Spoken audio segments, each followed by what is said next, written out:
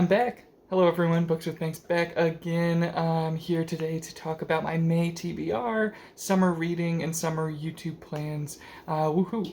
First of all, a major thank you to 4 booktubers. David at Four Corners of the Page, Jake at Nerd Level Rising, Chance Dillon at Chance Dillon, his channel's his name, and Jared from The Fantasy Thinker. Those 4 guys, you've all in some way or another reinvigorated my interest and love for Booktube and given me plenty of motivation to return. And now that I have time to do so, I'm so happy to be back on here talking about books with everyone. I have another quick shout out to make too before we get to the main content of the video.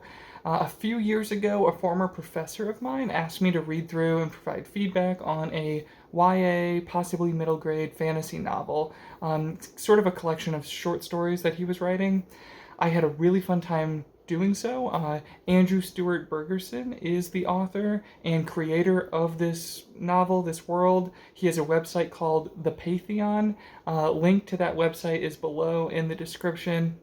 His story is full of these wonderful characters, all with like rich backstories, many of which feel like combinations of folk tales mixed with violent tragedy, mixed with D&D character bios. The stories all interconnect at different points in time, with different pairs meeting up here and there before they all eventually are brought together, kind of like what you might see at the beginning of a D&D game.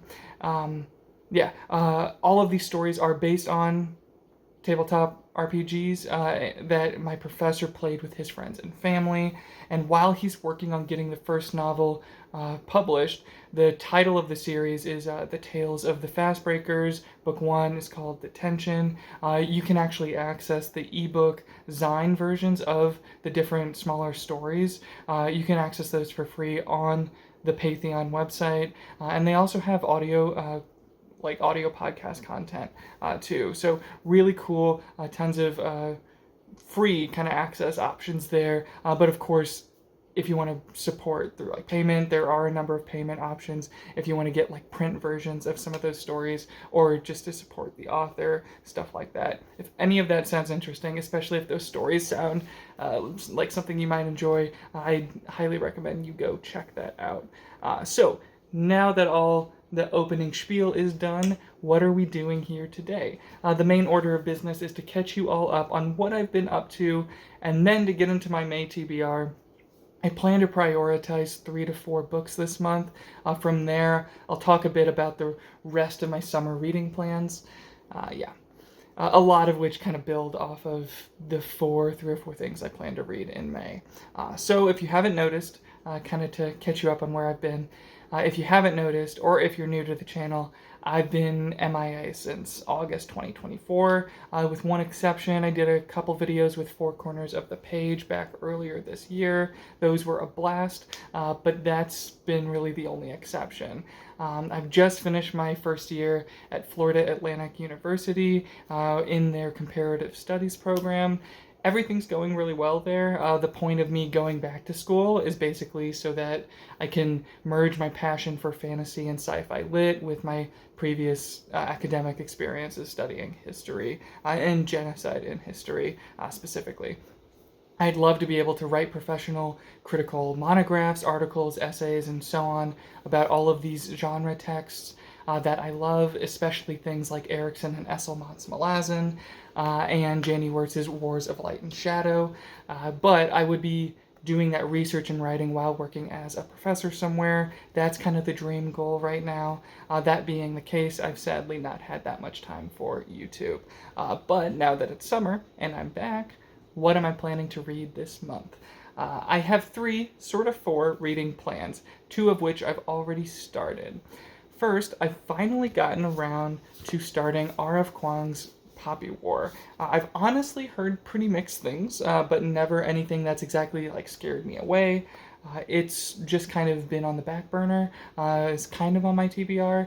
A couple years ago at a conference, I heard a paper about Kwang's awkward handling of genocide in these books. While the presenter was pretty critical of Poppy War, his argument and analysis really did intrigue me. Then, since I've been announcing to, advisors, professors, classmates, and friends that I'm studying genocide and fantasy, so many different people have basically told me that Poppy War is required reading for that topic, regardless of whether or not I wind up enjoying it.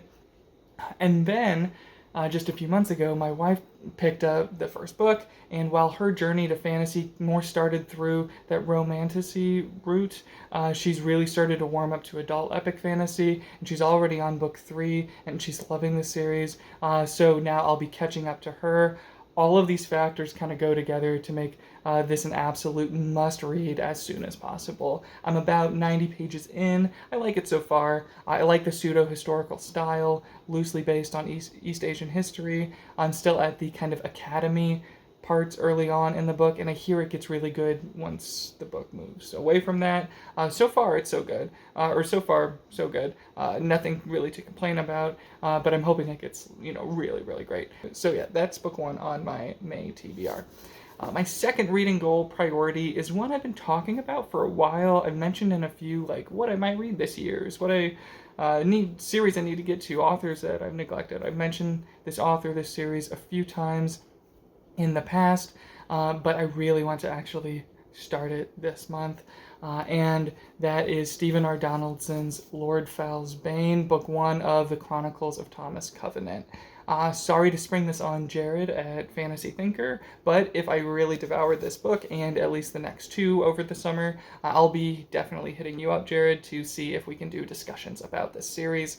I love the idea of an absolutely unlikable and atypical protagonist. So much of what I'm drawn to includes that type of character, and from what I hear, this is a bit like that traditional classic fantasy feeling, but with one such dislikable protagonist thrown into the mix, and this is one of the first times such a thing was done, also one of the first times adult fantasy really felt like it was tackling maybe these more complex protagonist stories, more complicated themes. I really know very little about the series. I know it was a huge inspiration for many of my favorite authors, and I've had the great pleasure of meeting and speaking with Donaldson a few times now, just for the wonderful conversations he and I have had about the genre and other authors' books. I really owe it to him and to myself to finally give this series a try, or at least the first trilogy. So for this May, I'll be trying to finish book 1, Lord Fowl's Bane. So now my third book I want to get to this month, finish by the end of the month, and this one's a bit weird and needs a bit of context. So last summer, I found myself between jobs, or rather between a full-time job and starting up back at school, starting a part-time job to, fill in the gaps. In that time, I foolishly decided to dip my toes into the overwhelming just plethora of content and art and craziness that is the Warhammer universe and everything that comes with it.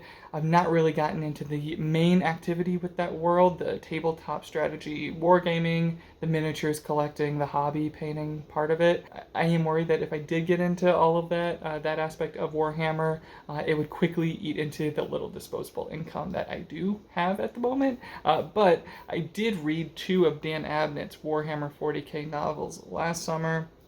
And then I read Abnett's first book in the massive, 54-book-long Horus Heresy series. Abnett and a team of 10 or so other writers began this series about 20 years ago. The 10-book series depicting the final battle, the Siege of Terra, I believe that's what it's called, that 10-book series just finished up recently. So take the 54 books of the Horus Heresy, plus the 10 of Siege of Terra, plus dozens and dozens of short fiction littered throughout.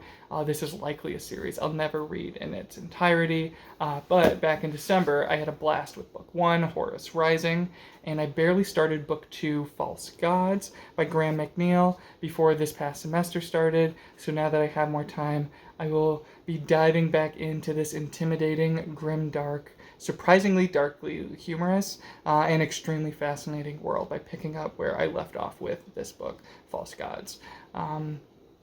From what I understand, the first 5 or so books of this massive series are pretty well or highly regarded, and I definitely have things I adored with Book 1, Horus Rising. Commercial franchise tie-in fiction can always be a little bit hit or miss, but I think I'll stick with this series until I burn out, and or maybe when I hit the point where all the fans say you can kind of start jumping around in the series and only read the books that focus on the factions or armies that you're most invested in. I'll read a few of those and then probably tap out if by that point I haven't, gotten totally invested in the hobby and gaming side of things. We'll see. All that's a long way of saying False Gods, Horus Heresy, Book 2 is my third reading goal for May. Fourth, and last but not least, I really want my return to Booktube to serve as a sort of reset to make sure I'm talking about Malazan as much as I love the series. Malazan videos are how I started on here, but I kind of dropped off in making too many videos about that series, those wonderful books, those authors. I'll be in some discussions coming up soon here about Malazan, and it seems like we have a few more Malazan novels coming out in the next couple of years. So I really want to make sure I'm putting Malazan in the spotlight as much as possible. I'm not reading anything by Erickson or Esselmont this month, but I will be starting Michael Woods' Fall and Ascent, a more academic approach to the series. Woods apparently takes Carl Jung's idea of individuation and applies this lens to look at different character arcs across Erickson's 10 books in Book of the Fallen. I know next to nothing about Carl Jung and individuation, but I'm hoping Woods' book will help me get a better understanding of this idea, or at least how Woods understands these ideas. I'm really excited to get started on this one. I'm not, however, going to pressure myself to finish this by the end of the month, but I would like to finish this by the end of the summer to hopefully get a more formal review out sometime later, maybe July, somewhere in there. So there you have it, my May TBR for 2025. But what are my other summer reading plans? Since I have been gone so long, I figured I wouldn't just do the May TBR. I'd also give a tease of what I'll be reading for the whole summer. So this TBR is kind of a nice intro to those plans because I plan to read not just the Poppy War, but the whole Poppy War trilogy by the end of the summer. I also plan to read the first trilogy in Donaldson's series, the first Chronicles of Thomas Covenant, by the end of the summer. And I plan to read at least 2 more of those Horus Heresy Warhammer books, False Gods being one of them, and then Galaxy in Flames is the third book. And then I plan to do more just Malazan content in general than I have been doing in a while. So those first 4 you could kind of glean from this TBR. But what else is on my radar? As far as videos go, I want to do 1 or 2 videos about the incredible readings I've had to do for classes so far, maybe a top 10 books assigned in my first year back at school, something along those lines. I also want to do more discussion and collaboration videos this summer. I want to get kind of more involved with the networking side of things on Booktube. And then what other books do I want to read this summer? I will hopefully read at least Book 5 of Janny Wirtz' Wars of Light and Shadow. Book 5 is Grand Conspiracy. If I have time, I'll also read Book 6, Peril's Gate, as well. I might have time to read Philip Chase's 3rd book in the Edan Trilogy, Return to Edan. So that's definitely on the list for this summer. And I'm also still stuck around 300 pages into Book 5 of Diana Gabaldon's Outlander series. This is Book 5, Fiery Cross. I'll try to finish this tome this summer. I probably won't continue on with this series this summer, but I'll at least try to finish this one. And then there are 3 authors who I would like to start, and then there are 3 series or authors at least that I would like to start reading their books sometime soon. And these 3, in no particular order, are R. Scott Bakker with The Darkness That Comes Before, Book 1 in the Prince of Nothing trilogy, also Book 1 in the larger Second Apocalypse series. I've heard so many wonderful things about this series from some booktubers I really respect. Other booktubers that I've been chatting with recently have just started the series. So yes, this is high up on the list, at least dipping my toes into Bakker's world, his writing with The Darkness That Comes Before. The next author is Guy Gabriel Kay, and Tagana's first up on my list there. And I'm really excited to read Tagana at some point. I want to eventually read most, if not all, of Kay's historical fantasy books. And from what I hear, things like Song for Arbonne and Sarantine Mosaic, Brightness Long Ago, sounds like those will be some of my favorites, and I'll like those a little more than Tagana, but I definitely want to start here, and I definitely think I'll still get quite a lot out of this book. So that's 2 possible authors. I'll start. And then the third author is Gene Wolfe. Book of the New Sun. This volume collects books 1 and 2, Shadow of the Torturer, Claw of the Conciliator. And a little intimidating, but I've also heard wonderful things from booktubers that I really admire talking about this series.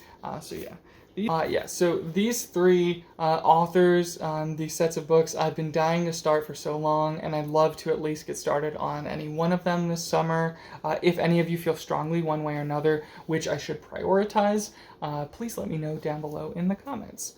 Also, let me know down below what you're reading this May, this summer, what you've been up to. Also, since I'm trying to do more Malazan videos now, please let me know if there's any specific type of Malazan content you feel is missing from YouTube, or anything you'd like to see specifically related to that world. And as always, thank you all so much for watching. I'm thrilled to be back. You might have noticed my crocheted Tamandua friend in the thumbnail. He'll be making appearances every now and then. His name's Tommy, and he's the new channel mascot. But he says thank you also, and we can't wait to get into a fun summer of reading. From both of us, bye. Thanks.